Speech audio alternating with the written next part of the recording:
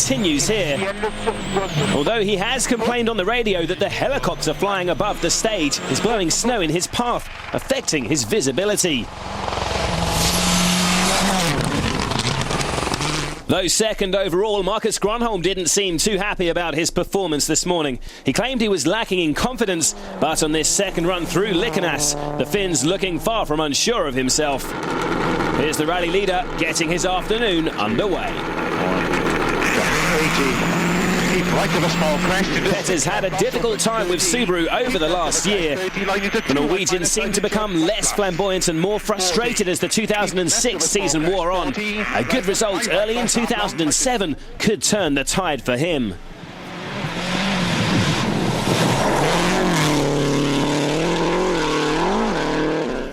Grönholm is coming towards the end of the stage now. There's Loeb's stage time, and Marcus is in the final few hundred meters of the finish. He's already faster than Seb, but by how much?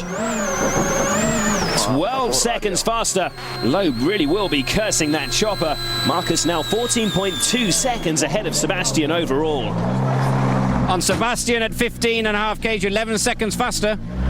Okay, but I lost in the end because I was attacking too much maybe in the middle part, and the studs are gone. Ay. More problems for Grönholm then. Here's Solberg now in the final sector.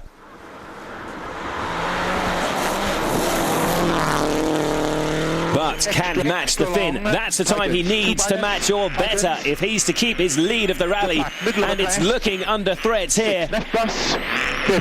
Yes, he's lost it. Petter drops to second, 1.2 seconds behind Marcus.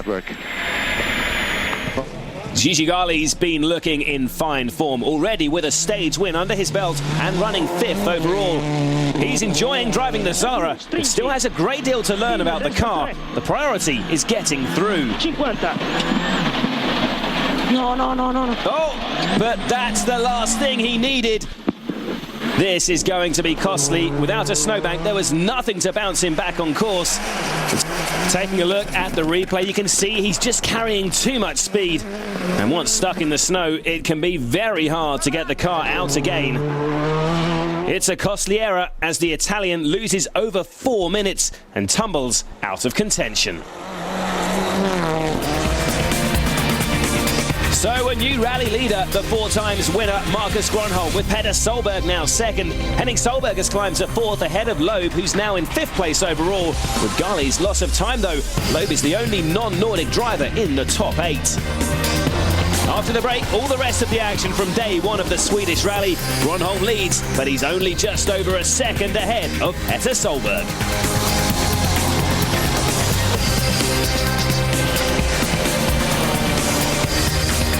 Welcome back to Sweden, and a chance now to catch up with some runners further down the order. Stobart Ford's Jari-Matti Latvala was on the edge this morning, but he steadies the ship and goes into stage 6 in 8th overall. Local hero Daniel Carlson has so far been unable to recreate the heroic display that took him to his first podium finish last year. Like Gali, he was held up by Chevy Ponce earlier this morning, but he did recover and is up to 7th by stage 5. Chris Atkinson has played it safe today. He's hoping a cautious approach will be rewarded if the leaders start to slip up. He's 10th. Henning Solberg's another driver who's had an eventful first leg. He also struggled on stage 2, but the leading Stobart Ford driver has excelled in the tricky conditions since then. While Chevy Ponce has already had a lively start to the day with that off on stage 2, and unfortunately for the Spaniard, his day does not improve. A stuck throttle causing this off on stage 5 and bringing his rally to an early finish. So a reminder of how the top 6 stands as the crews head to stages 6 and 7. Grönholm leading from Solberg with Gardemeister 3rd.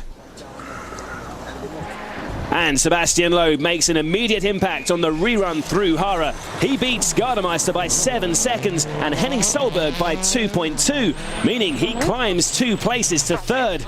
And on stage 7, Seb's fastest, powering through the snow and taking 2nd place. He started the day 20th, remember. Marcus wins stage 6, and after 7, the Finn's lead is up to 10.8 seconds. With Loeb having won in Monty, Marcus knows it's crucial to his championship hopes to better his rival here.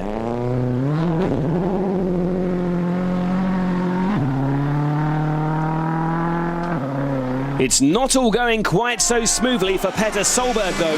Thanks to a poor tyre choice this afternoon, he drops almost 5 seconds to Loeb on stage 6 and then nearly 19 seconds on stage 7. That means he falls behind the Frenchman into third, trailing him by 10 seconds. His brother Henning, meanwhile, has been quietly moving in the other direction, and by the end of stage 7 is just 2.1 seconds behind Petter in 4th place overall. His best performance here so far is 5th in 2005, and he's set himself the target of beating that.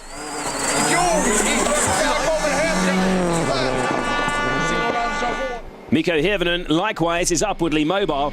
On stage 6 he closes to within 3.8 seconds of Tony Gardemeister ahead of him in 5th place.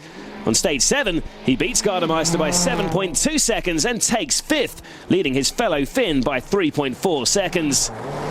Latvala, in the livery of Stobart Ford, climbs to 7th in stage 6. He's hoping for a good result after damaging his focus in Monte Carlo. But on stage 7, this happens. That spin costs him.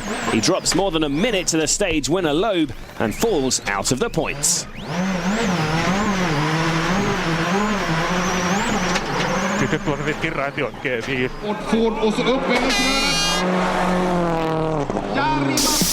No changes in order following stage 8, a quick sprint in Hagfors to end the day. Marcus leads by 11 seconds over Loeb. The Frenchman's climbed 18 places over the course of the day. The two Solberg brothers, led by Petter, separated by just over 5 seconds. Still, it was not easy. It was hard for the studs, and in the end it was quite difficult with really moving, and here our car was going here and there. Do you think you can keep Loeb behind you? I hope so, but you never know with him. He can attack, and I have to be aware, and I have to fight. Really good afternoon for us. We are only at 10 seconds behind Marcus after the first day. We were first on the road, cleaning the snow for the other, so I think at the moment it's a good result. And you're getting used to the C4 on snow? Yes, you get used to the car. I'm really happy with the balance of the car, and the feeling is good. So now tomorrow we'll be all in the same position and on the road, and so all in the same condition, and so we'll see what we can do. We have to be realistic a little bit to maybe fight for where we are now, but we will see tomorrow. Yeah, I'm going to try with the longest road, and then we will see. What's your approach to tomorrow? I'm going to try hard anyway, that's for sure. That's it for day 1, but if you need more information, then try out the website on WRC.com. But for now, from Sweden, it's goodbye.